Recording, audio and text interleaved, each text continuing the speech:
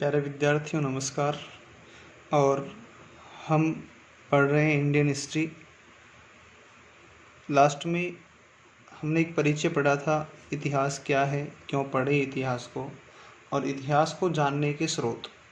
इतिहास को जानने के जो स्रोत थे उनमें हमने एक स्रोत पढ़े जिन्हें हम पुरातात्विक स्रोतों के नाम से जानते हैं। पुरातात्विक स्रोत थे।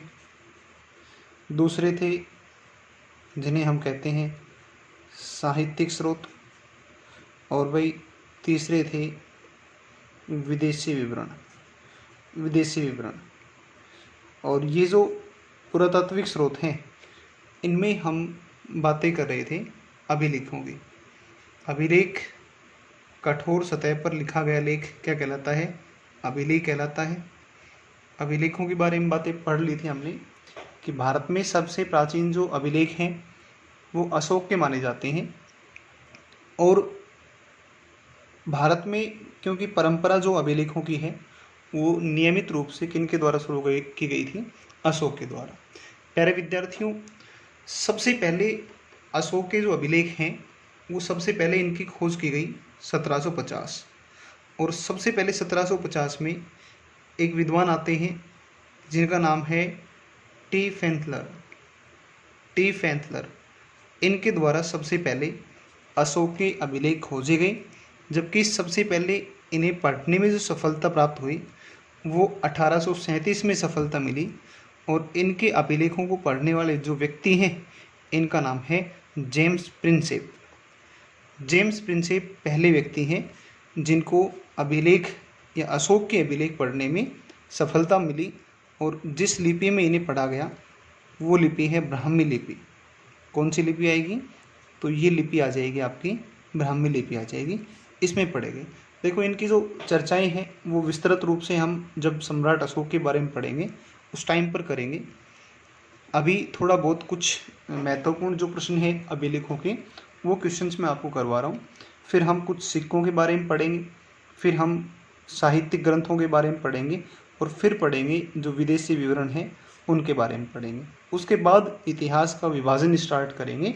इतिहास का विभाजन हम जब पढ़ते हैं तो एक आता है हिंदू भारत, एक आता है मुस्लिम भारत, एक आता है ब्रिटिश भारत, क्योंकि इसमें सांप्रदायिकता दिखाई देती थी। अतः विभाजन किया गया प्राचीन भारत, मध्यकालीन भारत और आधुनिक भारत। वो फिर आगे स्टार्ट होगा। सबसे पहले हम इन तीनों बिंदुओं को क्लियर करेंगे यहाँ से, इसके बाद फिर विभाजन पर जाएंगे। तो अशोक के जो अभिलेख हैं वो सबसे पहले खोजे गए 1750 टी फैंथलर के द्वारा, जबकि इन्हें सबसे पहले पढ़ा गया 1837 में जेम्स प्रिंसेप के द्वारा, जो ब्राही लिपि में पढ़ा गया इन्हें। और इनकी जो अभिलेखों की भाषा थी ये है प्राकृत भाषा। कौन सी भाषा है? प्राकृत। चलो आगे चलते हैं। अब अशोक के द्वारा नियमित रूप से अभिलेखों को लिखवाने का कार्य किया गया। तो अभिलेख लिखवाने की जो प्रेरणा थी, ये प्रेरणा अशोक को कहाँ से मिली? देखिए, इतिहास में दो बड़े ही महत्वपूर्ण अभिलेख हम देखते हैं। एक है पर्सिपोलिस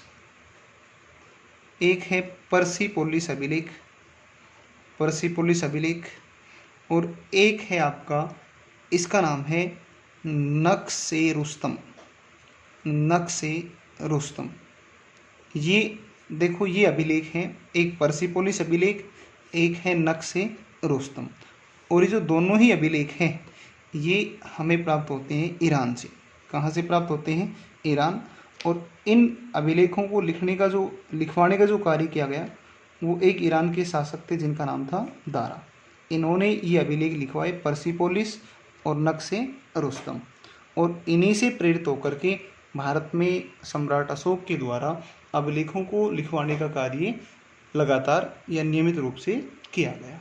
तो ये कुछ बातें थी।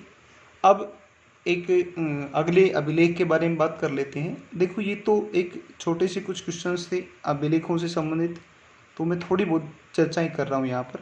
विस्तृत जो चर्चा है वो हम विस्तृत चर्चा करेंगे आगे जा कर के, जब हम पढ़ेंगे यहाँ अशोक के बारे में, तो वहाँ काफ़ी सारे अभिलेख वगैरह जितने भी हैं वो सारे आपको करवा दी जाएंगे। आगे देखते हैं कुछ महत्वपूर्ण अभिलेखों के बारे में।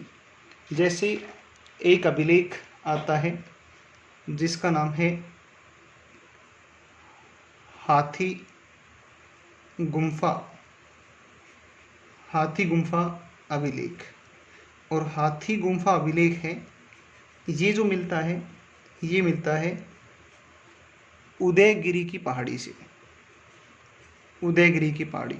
और उदयगिरी की पहाड़ी, उससे उदयगिरी की पहाड़ी और उससे ही बनता है आपका उड़ीसा। तो उड़ीसा में उदयगिरी की पहाड़ियों में मिला है हाथी गुम्फा अभिलेख मिला है। और इसमें जो हमें जानकारी मिलती है वो कलिंग, देखो ये मैंने नाम इसलिए ले लिया इस हाथी गुम्फा अभिलेख का क्योंकि कलिंग का जो संबंध था वो कलिंग का संबंध किससे भी है, अशोक से भी है। बात करेंगे आगे। कलिंग के शासक थे, इनका नाम था खारवेल। और जो खारवेल थे, इन खारवेल के शासन की जो जानकारी है, खारवेल के शासन की जो जानकारी है ये हमें जिस अभिलेख से प्राप्त होती है वो अभिलेख कौन सा है, वो अभिलेख है हाथी गुम्फा अभिलेख। ठीक है, तो आप यहाँ से ध्यान रखेंगे हाथी गुम्फा अभिलेख उदयगिरी की पहाड़ी जो उड़ीसा में है यहाँ से प्राप्त होता है। और इसके अंदर कलिंग के शासक खारवेल के शासन की क्या मिलती है, जानकारी मिलती है।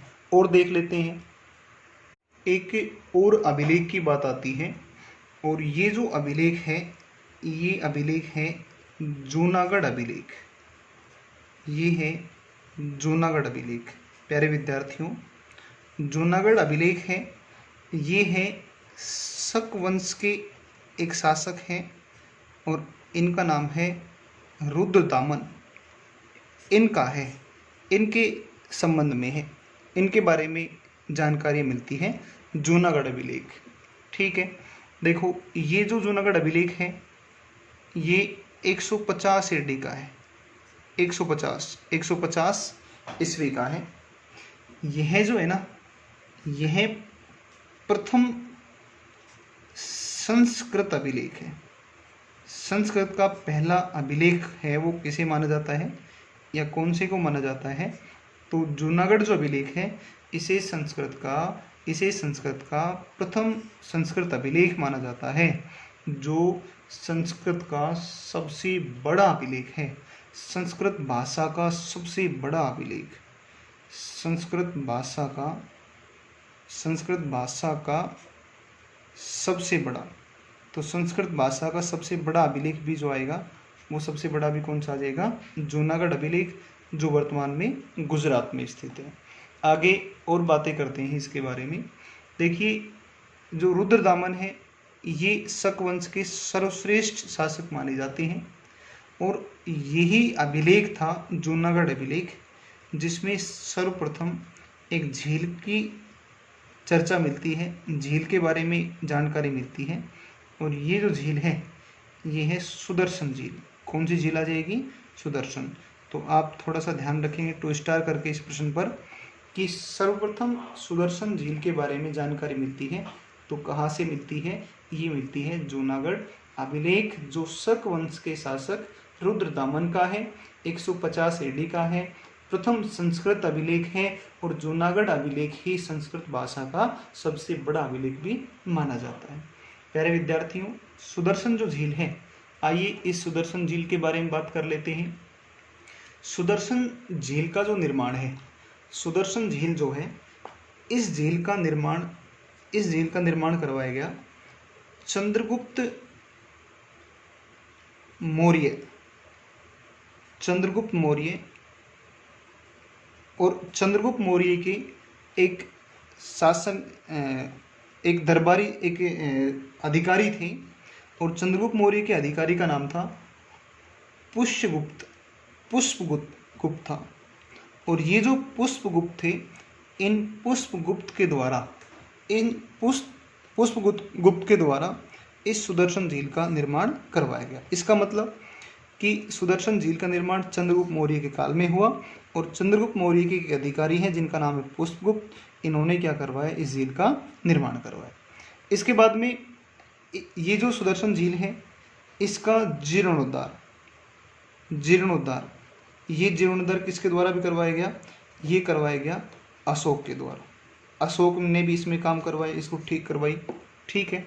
और उसके बाद में ये जो झील थी, इस झील के अंदर दोबारा से वापस कार्य करवाया गया और दोबारा से इस सुदर्शन झील में जो काम करवाया गया, ये काम करवाया गया किनके द्वारा? रुद्रदामन के द्वारा। ध्यान देना, बहुत इंपॉर्टेंट बात आ गई है भाई, यहाँ से बहुत महत्वपूर्ण बात निकल कर आने वाली है।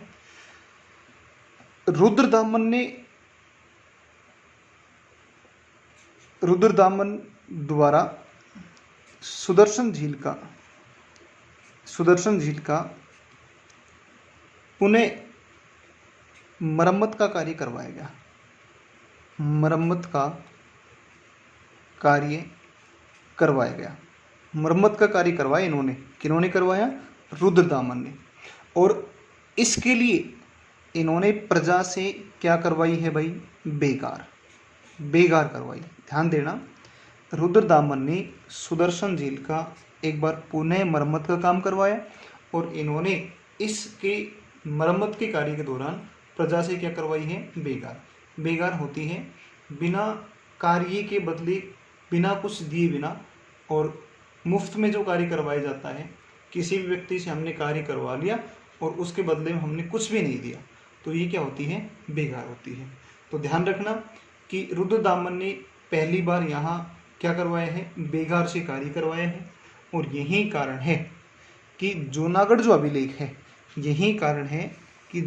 अभिलेख है, ये पहला बेगार का अभिलेख ही साक्ष्य है।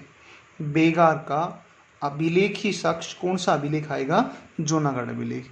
क्योंकि इसकी जानकारी कहाँ पर मिलती है? इसकी जानकारी मिलती है कहाँ पर? जूनागढ़ अभिलेख में।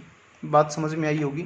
रुद्रदामन ने झील का पुनः निर्माण करवाया, पुनः मरम्मत का कार्य करवाया, इसके लिए इन्होंने प्रजा से बेगार करवाई।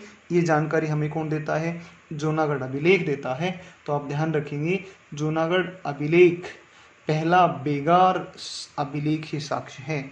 तो पहला बेगार अभिलेख ही साक्ष्य कौन सा आएगा? जूनागढ़ अभिलेख आएगा, ठीक है। और यही पहला अभिलेख था जहाँ पर पहली बार हमें इतिहास में पहली बार बेगार शब्द लिखा मिलता है। बेगार शब्द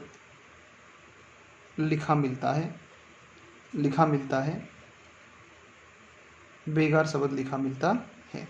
तो बेगार शब्द का पहली बार जो उल्लेख है वो कौन से अभिलेख में हो रहा है? तो ये किया जा रहा है जूनागढ़ अभिलेख, ठीक है भाई। तो ये आज एक छोटी सी क्लास थी हिस्ट्री की।